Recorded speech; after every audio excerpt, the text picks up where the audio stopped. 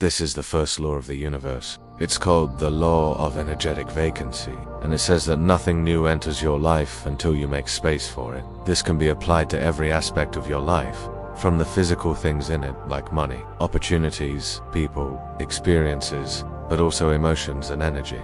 I think we can all agree that this makes sense, right?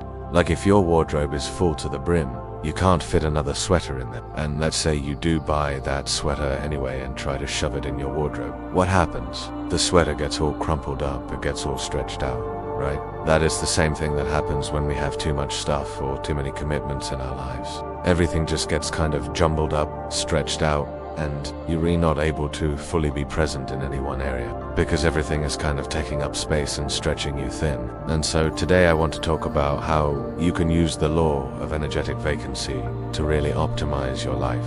If there's something that you want to bring in, then you need to make space for it first. Now, this is actually a principle that's supported by quantum physics. In quantum physics, they talk about something called the observer effect. And this basically says that the very act of observing or bringing attention to something changes it. So if you're refocusing all of your attention on the things that you do want to have or the things that are lacking in your life, that's all you're going to see more of. You're going to attract more of that into your life. So instead, the trick is to focus on the things that you do have and to start with gratitude for those things. Because when you focus on what you're grateful for, when you appreciate what you have, you open yourself up to receiving even more. It's like when you're at a buffet and you've already filled up your plate, but then you see this amazing dessert and you really want to try that. What do? First, you take some stuff off your plate, you make space for that dessert. Otherwise it's not going to fit. That's the same thing that we need to do with our lives.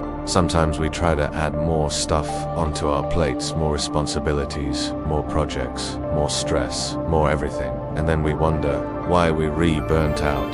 When we do, you want to have time for the things that really matter to us. So the trick is to look at what's on your plate, your commitments, your thoughts, the things that you're focused on, and decide what you're going to take off your plate.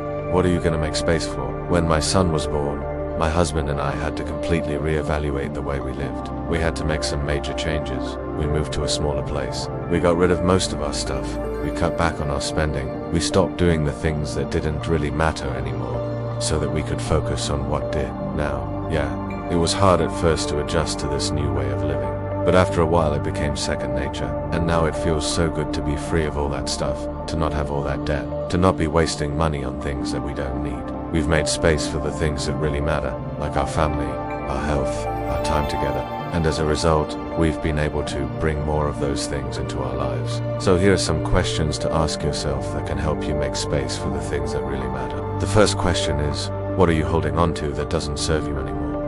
This could be anything. It could be old clothes that you never wear. It could be furniture that you never use. It could be toxic relationships. It could be limiting beliefs or negative thoughts. Whatever it is, get rid of it, donate it, sell it, let it go. When you make space for something new, it could be a new belief, a new relationship, a new opportunity. The second question is, how can you simplify your life?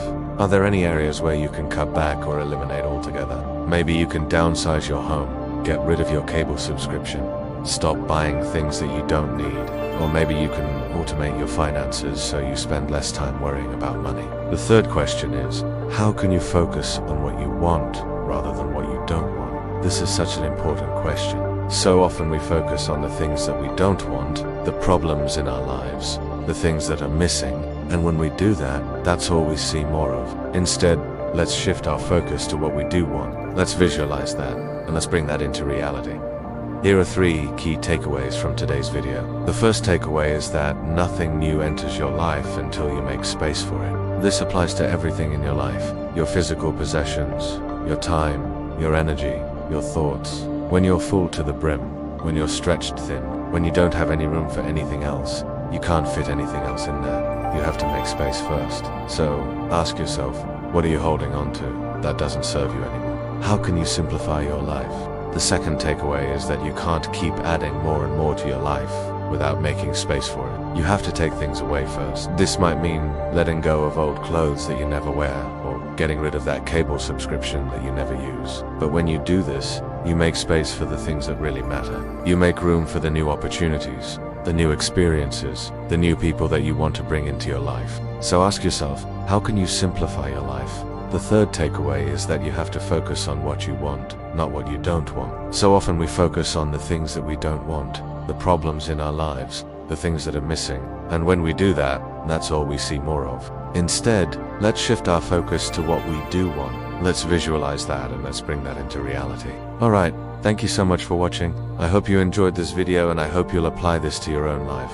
Remember, nothing new enters your life until you make space for it. This is the first law of the universe. And I'll see you next week.